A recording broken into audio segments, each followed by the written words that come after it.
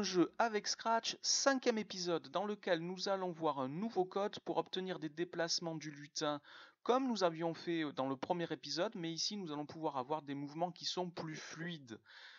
Par exemple ici dans le jeu du chat et la souris, nous avons des mouvements qui sont plus rapides, plus fluides, et voyez on a même des mouvements en diagonale, ce que nous n'avions pas avec le code du premier épisode que vous avez ici sur la gauche de l'écran.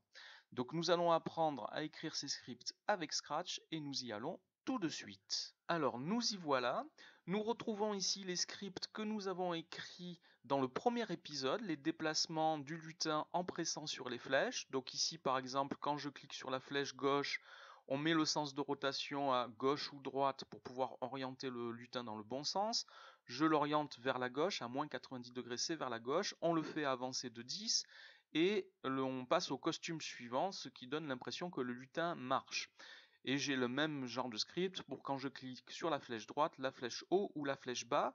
Et j'ai ici le script d'initialisation que nous avons écrit à l'épisode 3, qui permet de mettre le lutin en position initiale au début du jeu. Alors ce script, je vais le cacher, nous n'en avons pas besoin pour le moment et ça va nous faire de la place, donc je vais le cacher un petit peu ici.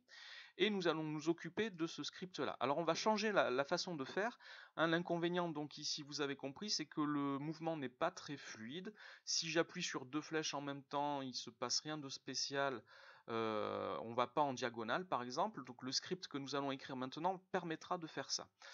Alors je vais enlever ici quand la flèche gauche est pressée et nous allons mettre une condition.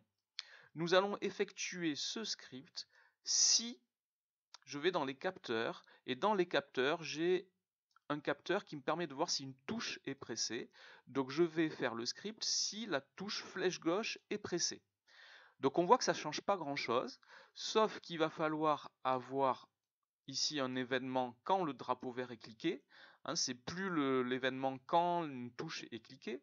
Donc ici, si je regarde mon script, quand le drapeau vert est cliqué, si la flèche gauche est pressée, alors on va s'orienter vers la gauche et on va avancer de 10, on va changer de costume. Donc le script ressemble beaucoup à celui que nous avions. Alors je vais faire la même chose avec les autres mouvements. Donc ici c'est pour la flèche droite, donc je vais reprendre ce test, donc c'est un capteur si la flèche droite est pressée.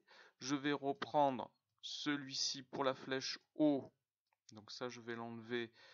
Et ici, je duplique et je vais faire ceci quand la flèche haut est pressée. Et enfin, la dernière partie, je vais l'exécuter si la flèche basse, cette fois, est pressée. Alors si je laisse mon script comme ceci, qu'est-ce qui va se passer si je clique sur le drapeau vert? Donc mon lutin est allé se mettre en position initiale, mais il ne se passe rien. Là, vous voyez, je suis en train d'appuyer sur les touches, il ne se passe rien. Parce que qu'est-ce qui se passe quand on appuie sur le drapeau vert? Le script va être lu. Si la touche flèche gauche est pressée, non, elle n'était pas pressée, donc on passe à la suite. Si la touche flèche droite est pressée, non, elle n'était pas pressée, donc on passe à la suite, etc. Et puis quand on arrive en bas, le script est fini. Donc ce que nous allons faire, c'est que nous allons demander au programme de répéter pendant tout le jeu ce script. Donc je rajoute une boucle répétée indéfiniment et ceci va donc se répéter pendant toute la durée du jeu. Donc pendant tout le jeu, on va tester si les touches sont pressées. Donc maintenant si je lance le jeu, ça fonctionne et vous voyez j'obtiens des mouvements en diagonale quand je touche deux touches du clavier en même temps. Voilà, donc ce script est complet, il faut faire attention. Ici, cette boucle va se répéter indéfiniment.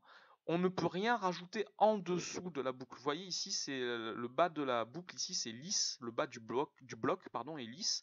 On ne peut pas rajouter d'autres blocs. Si je voulais rajouter par exemple un bloc attendre une seconde, je ne peux pas le mettre en dessous, parce que ce qui est après ne va jamais être lu s'il y avait quelque chose, puisque ceci va se lire indéfiniment.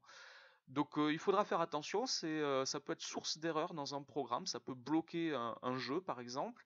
Donc il faudra faire attention d'avoir quelque part un bloc qui permette d'arrêter tout. Ici on a un bloc stop tout. Donc par exemple quand le jeu est terminé, on pense à ajouter ce bloc stop tout. Nous verrons ça dans un script, dans un autre épisode. Donc voilà, ce script est opérationnel et il est terminé.